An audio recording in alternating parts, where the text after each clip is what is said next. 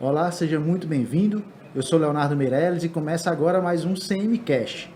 No episódio de hoje vamos falar sobre a abertura de empresas. E aqui comigo está novamente o CEO da Conta Médica, José Castelo, e o nosso gerente comercial, Luiz Eduardo. Sejam mais uma vez muito bem-vindos. Obrigado. Estava aguardando esse momento novamente, toda semana esse encontro. José, a gente sempre fala muito das dificuldades e das burocracias que, infelizmente, o nosso país ainda enfrenta. Uma delas é a abertura de empresas. A gente tem um processo, às vezes, um pouco diferente em cada estado, enfim.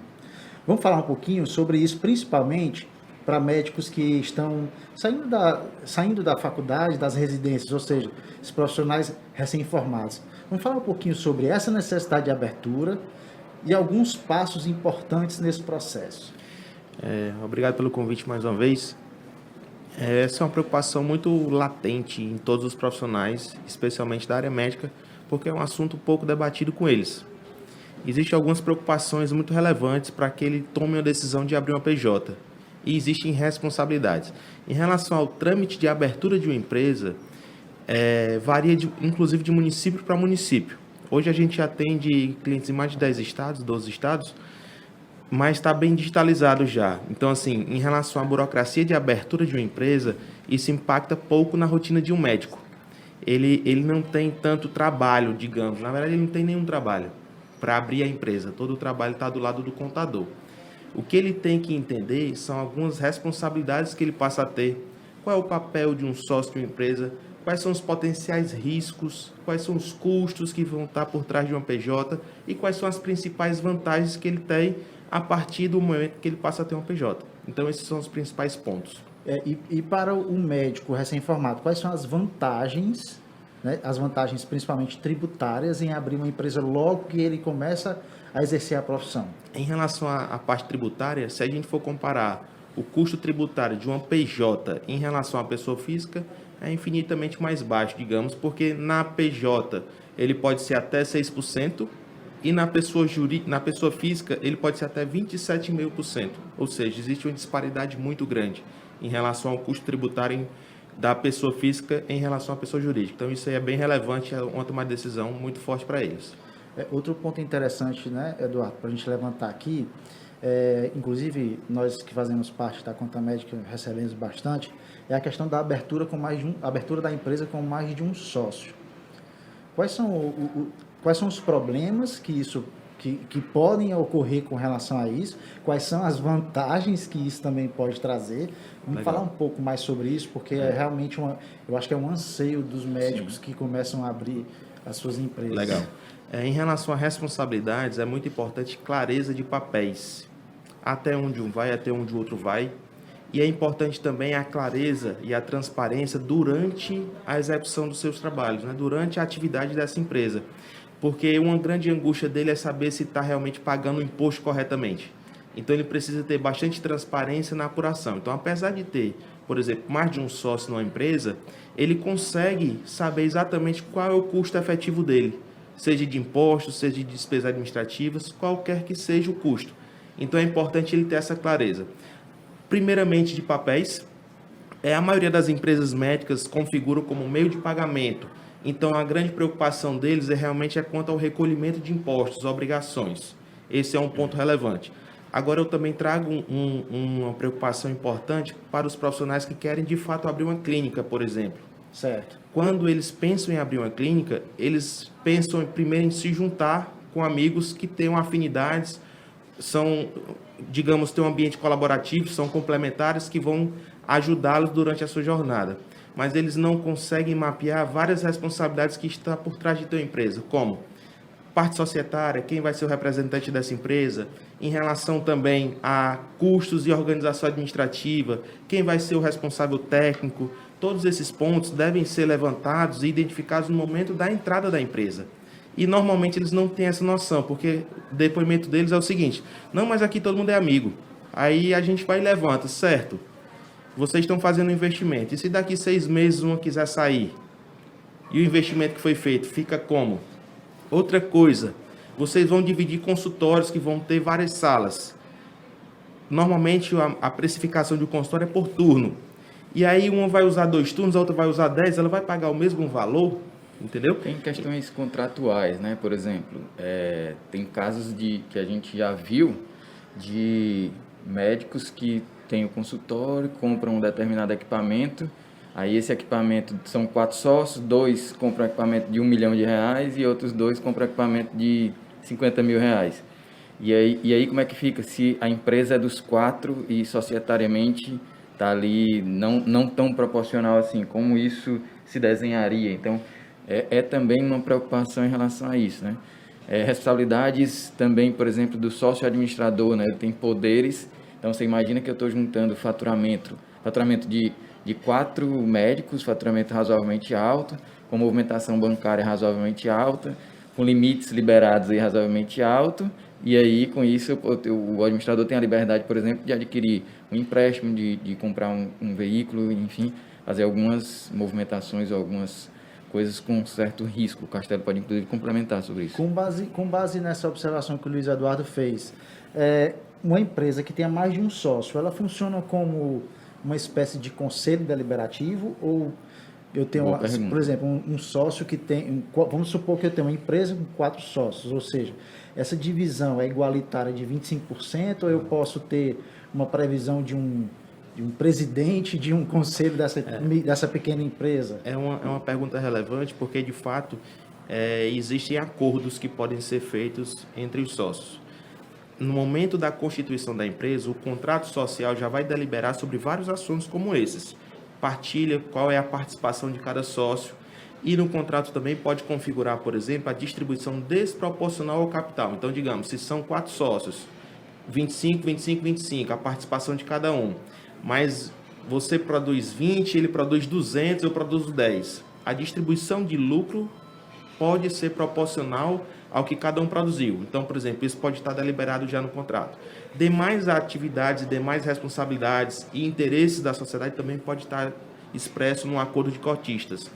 Inclusive a questão da saída, né? É uma coisa muito importante porque tem que estar alinhado na entrada à saída. Então, por exemplo, pode se juntar um grupo de médicos com interesses comuns num primeiro momento, mas no segundo momento de carreira, cada um acabou indo para um lado e um decidiu sair. Se tiver tudo alinhado no contrato social no momento da Constituição, zero problema. Então, são situações que eles normalmente não percebem. Então, 2 perfis de médicos, né? Um que tem a empresa como meio de pagamento, ele tem que entender quais são as responsabilidades, quais são as obrigações e como isso vai configurar de forma muito transparente. Seja pela forma de recebimento, ele recebe em cartão, recebe em dinheiro, recebe via transferência, quanto foi o imposto de cada um, quanto é que é a obrigação de cada um, se cada um vai precisar aportar algum valor para cumprir alguma obrigação da empresa ou não, qual é o valor de repasse que esse médico vai receber ao final do mês ou a cada apuração. Isso é o perfil de empresa de médico que tem ela como meio de pagamento. Já esse outro que a gente deu exemplo aqui, de fato é uma empresa constituída, que tem sede, que tem funcionários, que tem obrigações, que deixa algum resultado. Então, esses papéis, essas responsabilidades, essas participações precisam estar alinhadas na entrada. E, normalmente, eles não conhecem esse tipo de problemática. A gente, normalmente, provoca esse tipo de observação para que eles abram o olho para isso. Então, segue uma relação muito mais tranquila, porque as pessoas, normalmente, só se preparam para o ótimo. Isso.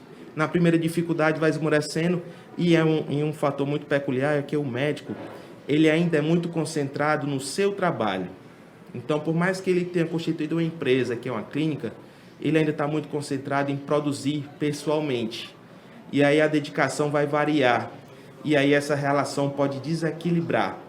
Então, isso pode trazer algum problema futuramente. Se tiver tudo alinhado no momento da abertura, está tranquilo. A relação segue de forma muito transparente. E se tiver alguma necessidade de saída ou não, eles já estão justos e alinhados. Então, essa é uma provocação que é importante ser observada e feita no começo. Então, eu acho que pode falar. Um complemento também ainda dessa parte societária, que é bem comum a gente ver hoje, no Brasil inteiro tem isso, são os médicos que a gente está falando também de médicos entrantes, né? A gente falou aqui no comecinho, né? Entrantes ali. Então, existe ali as oportunidades no mercado de trabalho que exigiriam a entrada dele de forma praticamente abrupta, né? Ele formou e no outro dia ele já pode estar dentro do hospital. Então ele começa a trabalhar primeiro e depois ele vai resolver a burocracia. E muitas vezes o caminho mais rápido é ele entrar dentro de uma empresa já constituída. E esse movimento, apesar de prático, né, ele entrar numa empresa que já existe, ele via contrato social entrar naquela Teoricamente empresa, seria mais simples, seria mais né? tranquilo, ele está correndo também um sério risco. Isso por quê? Porque geralmente ele vai entrar numa empresa ali que já tem 15, 16, 17 pessoas que ele nunca viu, que ele não sabe, faz a menor ideia de quem é o administrador, e isso também traz uma série de riscos jurídicos. E o Castelo, inclusive, pode complementar também a respeito disso, porque é comum, isso está meio que normalizado, o que também é ruim, e a gente não acredita nesse modelo. Assim, e a gente bate, na nossa concepção, não é um modelo legal, e eu acho que vale a pena um comentário sobre isso, educativo, tá? Eu vou complementar, Luiz Eduardo, a pergunta que você está fazendo com outra. Exatamente porque você fez, mais uma vez, uma observação muito importante. Alguns hospitais, por exemplo, exigem que o médico tenha uma pessoa jurídica para começar a receber. Isso. Vamos complementar, então, com esses dois pontos. Em relação à preocupação apontada pelo Luiz Eduardo, é relevante de fato, porque de fato a empresa traz responsabilidades. Então, se ele não tem consciência, se ele não tem conhecimento do que é feito por essa empresa, pode ser que a informação prestada não seja adequada, pode ser que o imposto não tenha sido recolhido devidamente, pode ser que não tenha algum esmero, pode ser que um dia alguém possa fazer um empréstimo por essa empresa. São preocupações que, por exemplo, eu tive quando minha esposa se formou.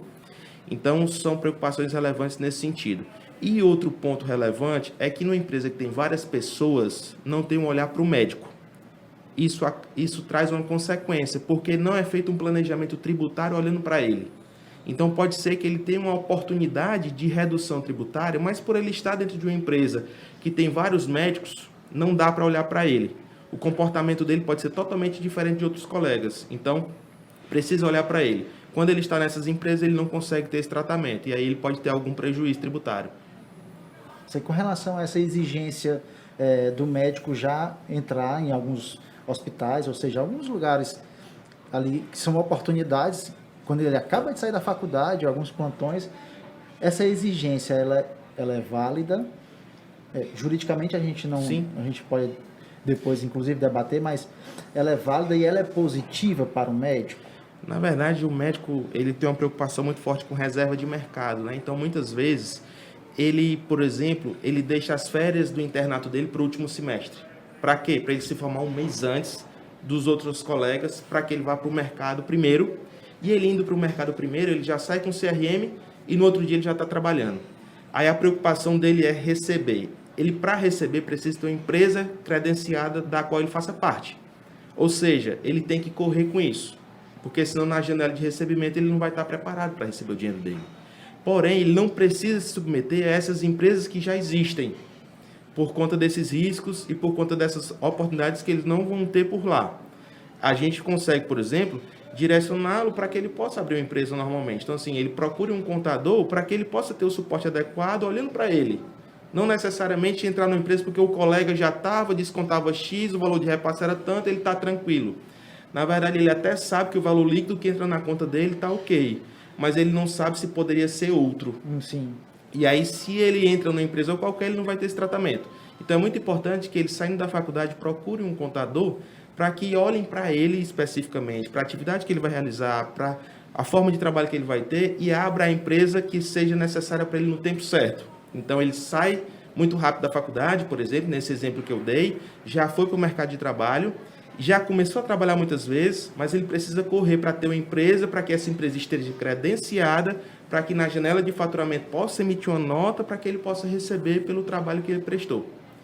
Mas ele não precisa entrar em qualquer empresa, entendeu? O mundo ideal é porque existe um mito, alguns mitos, né? O mito de que abrir empresa é extremamente burocrático, isso hoje em dia é um mito. A gente tem muitos processos hoje que estão totalmente digitais, né? Assinaturas digitais, coisas com certificado digital junto às juntas comerciais, inclusive juntas comerciais, por incrível que pareça, com APIs, né, que é o que a gente chama da conexão de dois softwares, né? Então, eu tenho um software de assinatura digital com um software do lado lá da junta comercial. Ou seja, eles se conversam. Conversam, isso sem precisar necessariamente a pessoa estar lá. Então, assim, existe uma evolução muito grande e grande parte dos locais, principalmente das grandes capitais e tudo mais, a abertura de empresa está sendo um negócio muito, muito rápido, e cada dia que passar vai ser menos burocrático e mais rápido de ser feito. Então, e isso é uma coisa, e a outra coisa também é o mito de que é caríssimo abrir empresa. Então, assim, existem essas duas preocupações que vão beirar ali aquele momento, aquele ambiente. Existe a ignorância, porque na faculdade também isso não é tocado nesse assunto, e vão pelo caminho mais rápido, assim, pelo caminho mais, não é nem rápido, o caminho mais comum, mais conveniente. Na cabeça dos médicos é que seria menos doloroso. Menos doloroso, conveniência, como se fosse uma falsa conveniência. Né? Isso, mas que na verdade a gente está colocando aqui pontos importantes, que seria muito melhor e mais talvez até mais cômodo e seguro que ele faça logo esse caminho de pessoa jurídica. Né? Isso. Eu tenho uma questão muito interessante, eu acho que para finalizar, nosso tempo já está estourando, mas é muito comum nós, todos aqui são atendidos por médicos, né? E eu vejo muito um médico que ele atende uma clínica e o mesmo médico atende num hospital, numa emergência, e esse mesmo médico atende em outra clínica, ou seja, esse mesmo médico pode ser sócio de várias empresas e como isso impacta na gestão dele? Quais são os cuidados que ele precisa ter? Legal. Ele pode sim ser sócio de várias empresas. Existem algumas observações importantes a serem feitas, que no caso vai interferir no planejamento tributário dele, então tem que se perceber todo o arranjo societário que ele participa, porque dependendo do volume de faturamento, dependendo da participação societária que ele tenha, da responsabilidade que ele tenha na empresa, pode impactar na escolha da tributação que ele vai ter. Isso é um pouco mais complexo de explicar, mas isso pode ser um fator que impacta. É importante que ele de fato busque o melhor arranjo que atenda com menor custo. Então, ele pode até trabalhar em vários locais, muitas vezes na mesma empresa. O que acontece nesses casos que você deu o exemplo aí, por exemplo, é que o médico acaba entrando num serviço que já existia uma empresa contratada. Ele é obrigado a entrar naquela empresa que é responsável pelo serviço naquele hospital. Aí ele vira sócio dessa empresa. Aí ele vai trabalhar numa clínica, aí ele nessa clínica atende particular. Aí ele abriu uma PJ própria para que ele atendesse em outros hospitais. Aí usa a PJ nessa clínica e nesses outros hospitais. E por sua vez também conveniou pessoa física em alguns convênios. Ou seja, existem várias fontes, várias formas de recebimento diferentes, que é importante que o médico coloque tudo isso na mesa com o contador, para que ele entenda qual é o melhor arranjo, para que ele possa ter a melhor tributação possível, considerando todos esses fatores. Mas, de fato, pode ter várias empresas. Tem que ver se é o mais interessante para ele. Olha, eu sinceramente não consigo enxergar a possibilidade de um médico que tem agenda super atarefada, praticamente ele acorda às 6 da manhã, vai dormir meia-noite, de fazer esse gerenciamento. Ele precisa realmente contar com uma equipe especializada para fazer isso. E aí a gente coloca, claro, a conta médica como uma empresa especializada nesse assunto. Olha, durante a semana eu recebi uma pergunta do Dr. Rafael Marques e ele me pediu, me cobrou para que a gente fizesse esse questionamento. A partir de qual faturamento é ideal para que eu possa abrir a minha pessoa jurídica? Legal essa observação.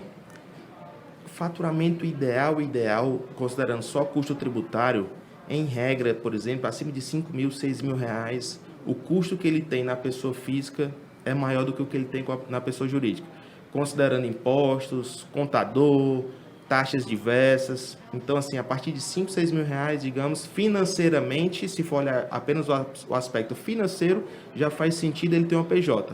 Sem falar no suporte especializado que ele teria de um contador especializado na área que ele atua, né? Então, é importante ele ponderar esses fatores. Então, acima de R$6.000, tranquilamente, financeiramente já faz sentido. Maravilha. Luiz Eduardo, quer colocar alguma questão para finalizar?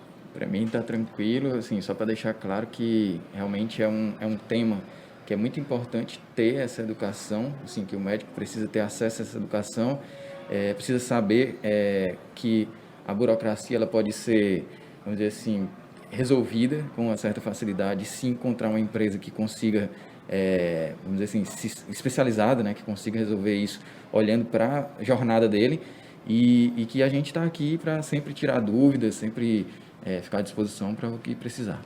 É isso, show! Gente, eu queria muito agradecer a presença de vocês, também agradecer a todos os nossos ouvintes, é com muito prazer que a gente faz esse conteúdo, a gente pensa realmente em todas as dúvidas e eu estou muito feliz porque eu respondi aqui a questão do Dr. Rafael. faço um convite para que você compartilhe esse material com seus colegas médicos e que visite os nossos canais de comunicação. Primeiro, nosso site, www.contamedica.com.br, o nosso Instagram, @contamédica. E eu também gostaria de agradecer o nosso grande parceiro, que está sempre conosco nessa jornada de levar esse conteúdo rico, que é o FB Ideias. Né? A gente realmente tem uma parceria muito bacana com esse time. Então é isso. Até o próximo episódio. Provavelmente no próximo episódio nós vamos falar sobre redução tributária. Então, se você está interessado em ter menos descontos no seu faturamento, não perde o próximo episódio. Um forte abraço e até lá!